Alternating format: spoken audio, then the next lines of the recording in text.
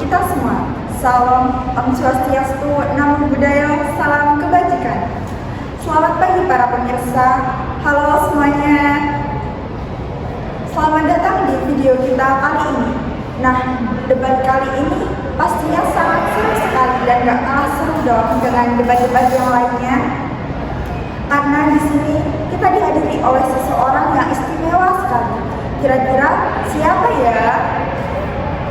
Oke, bersama saya Farida Ikhlas yang telah mendapatkan sebuah kehormatan dan kesempatan yang sangat luar biasa kali ini untuk memandu dalam acara pada pagi hari ini. Inilah acara yang sangat menyenangkan dan mendebarkan jantung kita. Karena apa? Karena di sini kita akan melihat para mahasiswi ini beradu argumen satu dengan yang lainnya. Aduh, penasaran nih.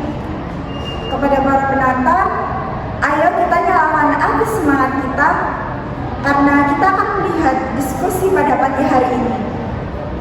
Tema yang kita bahas lagi panas-panasnya loh, yaitu APBN dan kaitannya dengan proyek kereta WOS. Namun sebelum memulai, saya ingin mempersilahkan kepada rekan-rekan mahasiswa untuk maju ke depan terlebih dahulu. Mari para mahasiswa.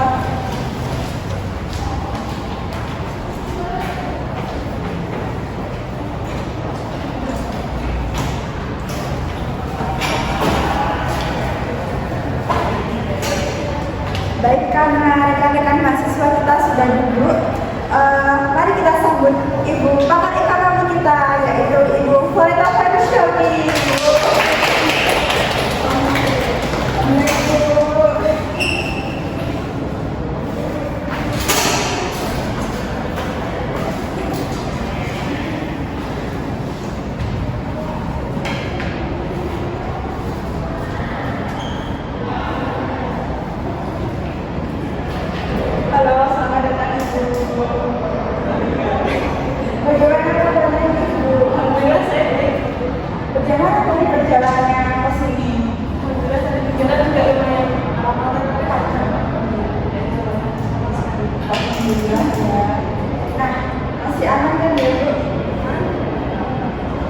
Kalau ngomongin APBN ya, itu kan ibarat dompet negara yang isinya tuh harus diatur biar cukup semua buat kebutuhan gitu ya.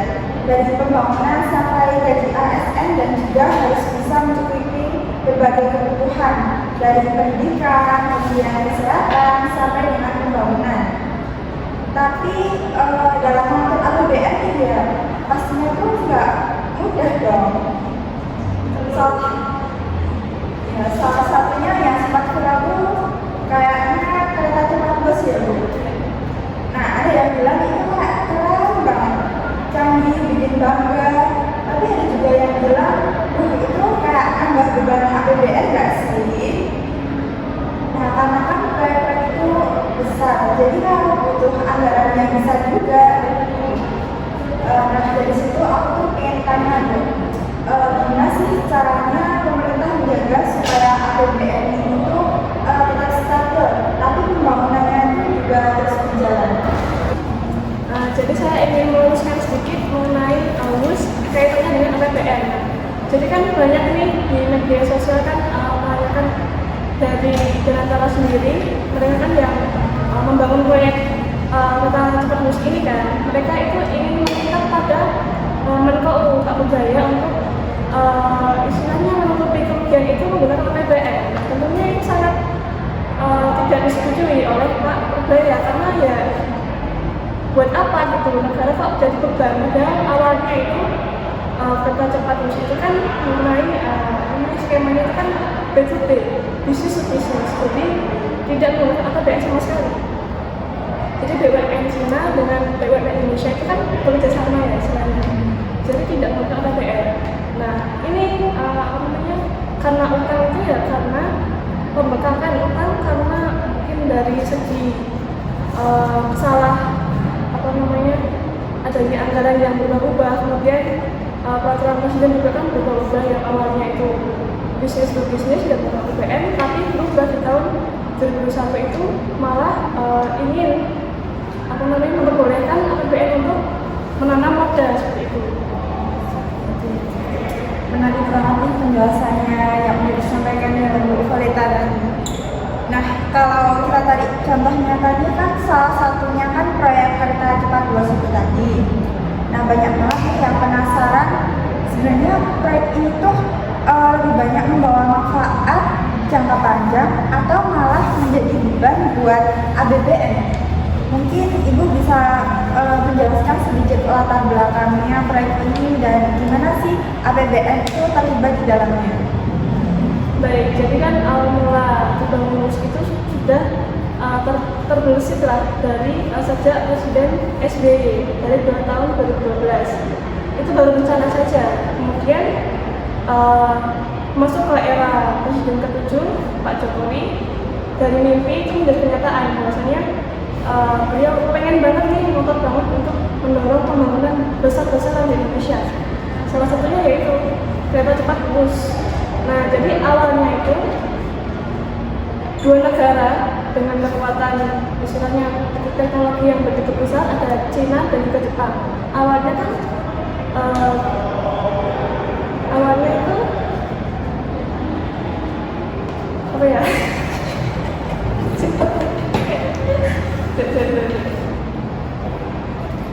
Jadi awalnya itu kan Indonesia bekerjasama dengan Jepang. Akan tetapi kok ada perubahan? Karena Jepang itu kan maunya menggunakan dana dari pemerintahnya, jadi pakai APBN. Tapi Cina berani menawarkan skema bisnis alias tidak menggunakan uang negara seperti itu. Maka Presiden akhirnya memilih untuk bekerjasama dengan Cina karena tidak membebani APBN seperti itu. Barulah dimulai pembangunannya itu tahun 2016. Presiden Jokowi meresmikan groundbreaking proyek kereta cepat Jakarta-Bandung di Tegaluar yang berada di Kabupaten Bandung. Proyek ini dikerjakan oleh PT KCIC, yaitu Kereta Cepat Indonesia Cina, gabungan antara konsorsium BUMN Indonesia itu persentase pendapatannya itu 60%, sedangkan perusahaan Cina Railways International 40%. Total panjangnya itu ada 152 km. Jadi ada isu yang mengatakan bahwasanya negara Arab ya sedang membangun kereta cepat juga nih dengan anggaran yang sama sedangkan Indonesia. Tapi kok bandingannya jauh sekali. Indonesia itu hanya 142 km sedangkan di Arab itu sampai 10 km. Jadi menurut saya ya jangan dibandingkan lah. Soalnya jauh sekali itu. Negara Arab kan negara yang sudah kaya ya, negara yang sudah maju karena minyak yang begitu melimpah, kemudian negaranya, pemerintahnya juga menurut saya begitu terstruktur sama dengan Indonesia ya banyak sekali masalah itu kan. Jadi di Arab itu tanahnya tergantung ini apa namanya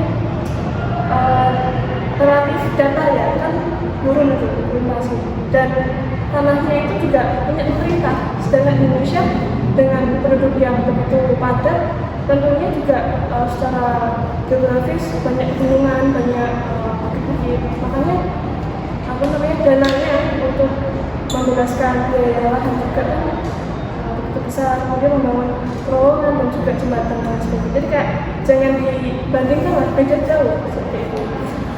Benar sekali ya. Iya. Keren banget nih penjelasan dari Ibu Violeta tadi. Jelas dan bikin paham soal hubungan antara APBN dan proyek WOS ini. Nah, biar diskusi kita makin seru ya setelah mendengar pandangan dari Ibu pakar ekonomi kita tadi. Sekarang saatnya kita dengar pendapat dari teman-teman mahasiswa, rekan-rekan mahasiswa, yaitu debat terbuka antara mahasiswa.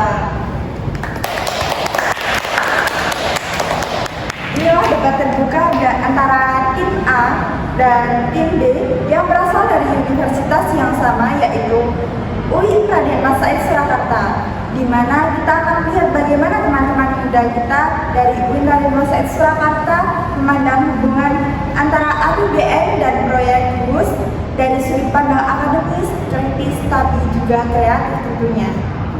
Mari kita sambut kedua tim kita untuk bisa memperkenalkan dirinya terlebih dahulu. Dari tim A mungkin dipersilahkan. Baik, terima kasih atas kesempatannya. Saya Ruli Anggraini, mahasiswi dari UI Raden Mas Said Surakarta, dan teman saya Naswa Arinta Jublestari, mahasiswi dari UI Raden Mas Said Surakarta. Dan perkenalkan, nama saya Nela Harinisa, mahasiswi dari UI Raden Mas Said Surakarta. serta saya Destiana Putri Azhara, mahasiswa juga dari Universitas Islam Raden Mas Said Surakarta. Oke, terima kasih kepada rekan-rekan mahasiswa yang sudah memperkenalkan diri mereka masing-masing. Nah, setelah ini kita akan lanjut untuk sesi diskusi debat kali ini. Mari kita saksikan dari tim A untuk dipersilahkan mengutarakan pendapatnya. Baik, terima kasih atas kesempatannya.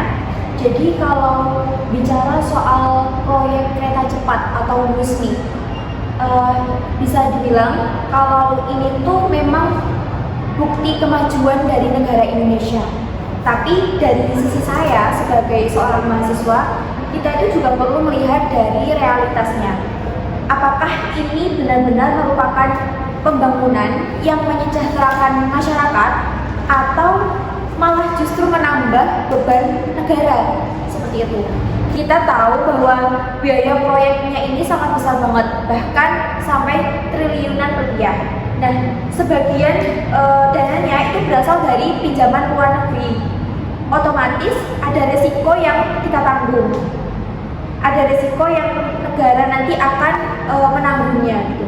Kalau proyek ini belum bisa berjalan dan menghasilkan keuntungan balik dalam waktu yang dekat, lantas siapa yang nantinya akan menutupinya? Siapa yang nantinya akan membayar beban cicilannya, bunganya?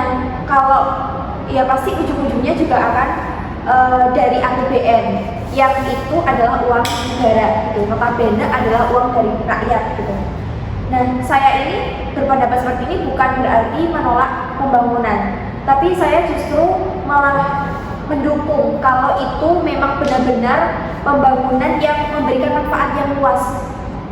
Tapi kalau pembangunan itu justru membuat beban negara, beban utangnya makin tambah besar, dan manfaatnya pun juga belum terasa sampai sekarang. Jadi kita perlu berhenti sejenak dan berpikir gitu, apakah ini tuh memang kemajuan atau cuma proyek untuk kebanggaan gitu.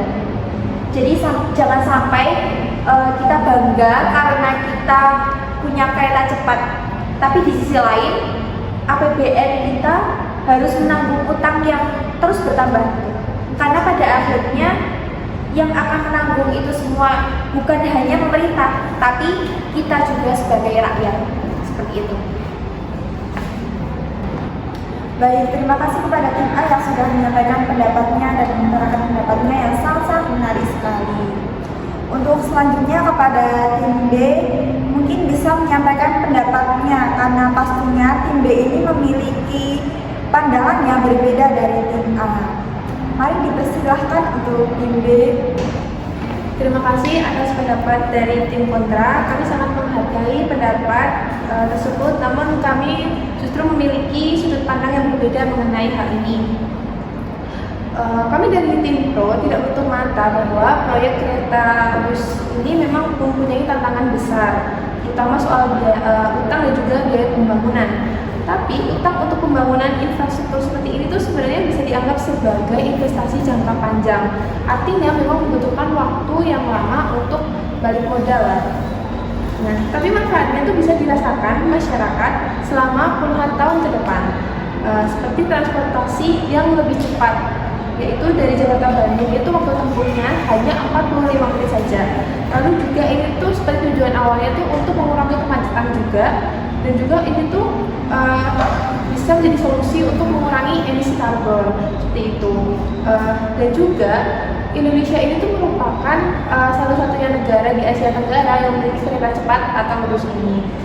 Jadi kalau pengelolaan dan operasional bus ini tuh semakin efisien, terus penumpangnya juga semakin banyak, dan juga integrasi dengan transportasi lain seperti KRL, MRT, LRT atau bus, nanti lancar, maka pendapatan juga akan naik gitu. Dengan begitu lambat laun beban utang tuh akan berkurang dan proyek ini tuh bisa mandiri secara keuangan seperti itu. Terima kasih. Oke, kepada rekan Tindi, terima kasih banyak atas pendapatnya. Sangat menarik sekali ya. Dari dua pandangan tadi kita tuh bisa melihat bahwa pembangunan kereta Wus ini tuh memang punya dua sisi. Dari sisi pertama, ini tuh ada kekhawatiran tentang soal beban utang negara, tapi di sisi lainnya itu ada harapan besar terhadap dampak ekonomi dan sosial yang akan ditimbulkan. Nah, biar diskusi debat makin hidup lagi, mari kita dengarkan dari tanggapan pendapat selanjutnya, yaitu dari tim A. Mungkin bisa saya persilahkan. Baik, terima kasih atas kesempatannya. Kami dari tim A ingin menanggapi pernyataan dari tim B tentang kereta cepat bus tadi dapat mengurangi kemacetan. Memang secara teknis bahwa kereta cepat bus ini memang dapat mengurangi waktu tempuh yang awalnya memang dari 2 sampai 3 jaman menjadi sekitar 40 sampai 60 menitan. Tapi mari kita lihat lebih dalam lagi siapa yang benar-benar merasakan manfaat dari pengurangan waktu tempuh ini. Apakah memang seluruh masyarakat dapat merasakan manfaat ini? Tentunya tidak, bukan. Karena kereta cepat bus ini kan hanya melayani rute dari Jakarta ke Bandung, dan tidak semua wilayah di antara dua besar itu single. Nah, artinya manfaat efisiensi waktu ini hanya dirasakan oleh segelintir kalangan masyarakat saja kan, terutama mereka yang memiliki bisnis, wisata atau pekerjaan di antara dua kota besar tersebut. Sementara masyarakat yang tinggal di daerah-daerah kecil atau pelosok justru tidak dapat merasakan manfaat dari kereta cepat bus tadi. Nah, apakah pantas APBN itu digunakan begitu besar untuk proyek yang manfaatnya hanya dirasakan oleh segelintir masyarakat saja? Bayangkan kalau berapa banyak jalan desa yang bisa diperbaiki, rel kereta ekonomi yang bisa diperluas, atau terminal transportasi umum yang bisa dibangun dengan dana sebesar proyek Pusadi. Dengan pemerataan infrastruktur, jutaan masyarakat di luar Jawa kan bisa menikmati akses transportasi yang layak. Kami sebenarnya tidak menolak kemajuan teknologi, tapi kami menolak kemajuan yang tidak inklusif, maksudnya kemajuannya yang hanya bisa dinikmati oleh sedikit orang, sementara jutaan yang lainnya masih tertinggal. Bukankah lebih baik kita fokus pada pemerataan infrastruktur di seluruh Indonesia agar setiap rupiah dari APBN benar-benar menggerakkan seluruh rakyat, bukan hanya segelintir masyarakat saja. Seperti itu. Terima kasih. Oke, suasananya semakin panas dan menarik sekali ya. Terima kasih kepada tim A yang sudah menyampaikan pendapatnya dari pendapat tim B tadi. Nah, karena suasananya ini semakin panas dan menarik, kita rehat sejenak dulu ya, dan jangan kemana-mana, tunggu diskusi selanjutnya. Lagi stuck ya? Tik-takin dulu aja. Wadidaw, seru banget. Tik-takin dulu. Tik-tak, serunya gak bisa berhenti. Dengan debat kita kali ini, debat kita hari ini lagi. Nah, tadi kan sudah disampaikan oleh tim A, yang mana sangat-sangat menarik sekali ya. Untuk selanjutnya mungkin kita bisa lihat dari sisi pandang si B untuk menanggapi dari sisi pandang si A tadi. Oke, mari dipersilahkan untuk tim B mungkin bisa menanggapi. Oke, terima kasih dari moderator. Sebenarnya tuh kami paham apa pandangan dari tim kontra bahwa proyek kereta cepat bus itu emang belum bisa dinikmati di semua kalangan masyarakat. Nah, tapi kami melihatnya itu dari sudut pandang yang lebih luas lagi nih. Yang pertama itu, setiap jenis infrastruktur itu punya fungsi yang berbeda-beda. Kereta cepat memang tidak digunakan semua orang tiap hari. Tapi manfaatnya itu tidak hanya penumpangnya langsung. Contohnya nih, adanya bus lalu lintas jalan tol dari Jakarta ke Bandung itu lebih cepat, bisa lebih lancar juga dan bisa lebih longgar. Nah, artinya waktu tempuh kendaraan lain juga bisa lebih cepat. Nggak hanya mobil ataupun bus, tapi juga bisa motor atau yang lainnya. Jadi efek positifnya itu bisa dirasakan secara tidak langsung oleh masyarakat luas. Nah, yang kedua itu pembangunan infrastruktur seperti jembatan, terus seperti perbaikan daerah, perbaikan jalan, itu tetap berjalan karena dana proyek itu sendiri itu tidak serta-merta dari proyek anggaran lain gitu loh, karena sumber skemanya itu berbeda. Banyak dari bus itu berasal dari kerjasama antara BUMN dari pinjaman luar negeri, jadi itu bukan dari APBN murni gitu loh. Nah, pemerintah itu juga tetap mengalokasikan dananya untuk perbaikan jalan, jembatan ataupun yang lainnya gitu. Lalu yang ketiga itu kita juga perlu melihat manfaatnya itu jangka panjang. Bus itu juga proyek strategis untuk masa depan.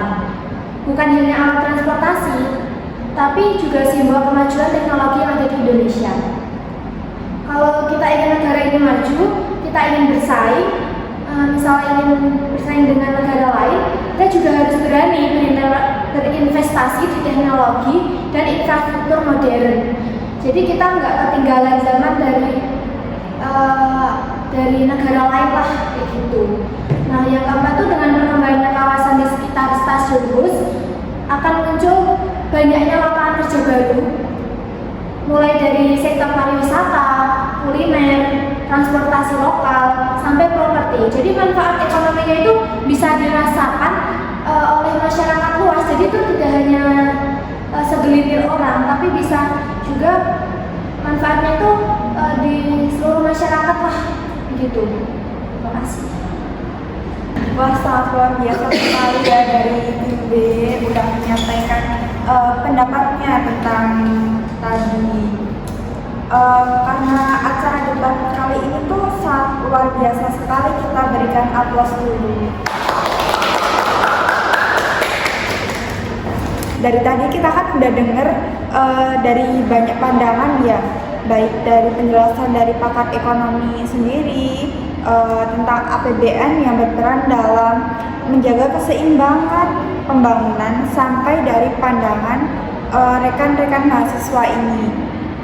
Nah, mungkin dari Ibu mungkin bisa ingin memberikan pendapat atau apa gitu, Bu? Boleh sedikit saja.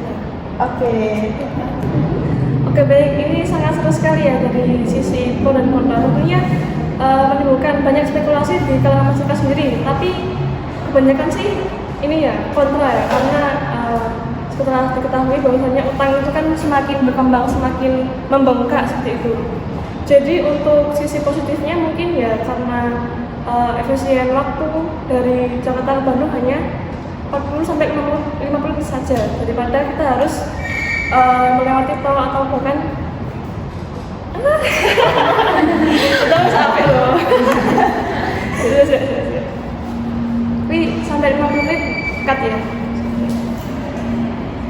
Nah, kemudian juga ada yang dibanggakan dari negara kita, karena negara kita mempunyai kereta cepat. Ya, itu sangat membanggakan dan menjadi negara Asia Tenggara yang satu-satunya yang baru punya kereta cepat ini. Tapi dari sisi negatif juga, buat apa kita bangga punya kereta cepat tapi kok utangnya banyak gitu kan? Nah, itu sangat menurut saya juga belum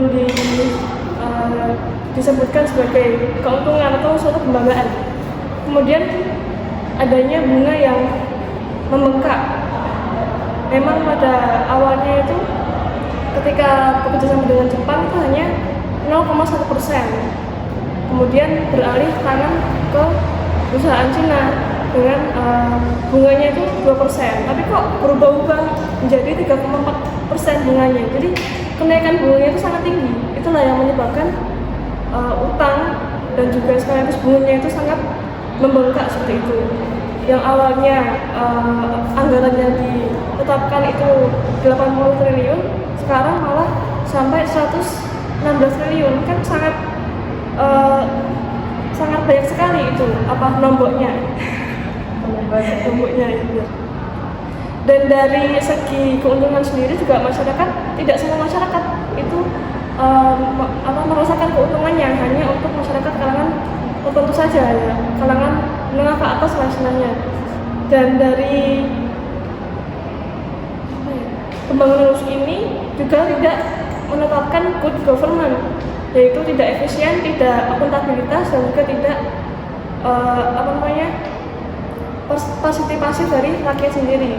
Sebenarnya rakyat itu ketika mengetahui bahwasanya ada pindahan tangan dari Jepang ke Cina, mereka nggak setuju karena ini pasti udah berubah anggarannya, berubah peraturannya dan lain sebagainya seperti itu. Kemudian tidak akuntabilitas. Adanya peraturan presiden yang berubah dari tahun 2015 yang menyatakan bahwa APBN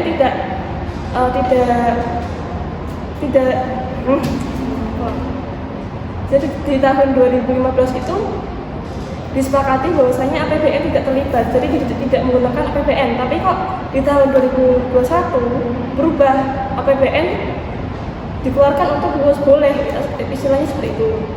Setelah pindah menteri, akhirnya Pak Purbaya menegaskan bahwasanya APBN tidak untuk menutupi kerugian yang disebabkan oleh bunga tersebut. Jadi APBN tentunya untuk kemajuan rakyat, tidak hanya untuk menutupi kerugian WUS ini ya, karena ya sangat disayangkan sekali. Memang itu tugasnya Danantara dan juga PT KCIC seperti itu, untuk mereka kan juga istilahnya mendapatkan dividen dari BUMN per tahunnya itu 80 triliun yang dipegang oleh Pak Purbaya. Kenapa negara harus negara harus ikut membebankan seperti itu? Oke, baik, terima kasih kepada Ibu Violeta. Sangat-sangat bagus sekali ya Bu, pendapatnya, ulasannya dari kesimpulannya tadi. Jadi bisa kita simpulkan bahwa setiap kebijakan pembangunan ini tuh pastinya memiliki dua sisi ya. Nah, baik tantangan ataupun peluang. Dan juga APBN ini bukan cuma soal pengeluaran saja, tapi juga strategi jangka panjang untuk membangun kesejahteraan. Di mana proyek besar kereta WUS ini bukan hanya tentang biaya saja, tapi juga bagaimana sih manfaatnya yang bisa dirasakan oleh masyarakat luas. Nah, tugas kita sebagai generasi muda adalah belajar memahami, kemudian mengkritisi, dan mencari solusi biar pembangunan itu tetap berlanjut dan tanpa membebani keuangan negara. Oke, karena diskusi debat kali ini sudah selesai dan waktunya sudah habis, saya sebagai moderator pamit undur diri. Terima kasih sudah menyaksikan video ini. Wassalamualaikum warahmatullahi wabarakatuh.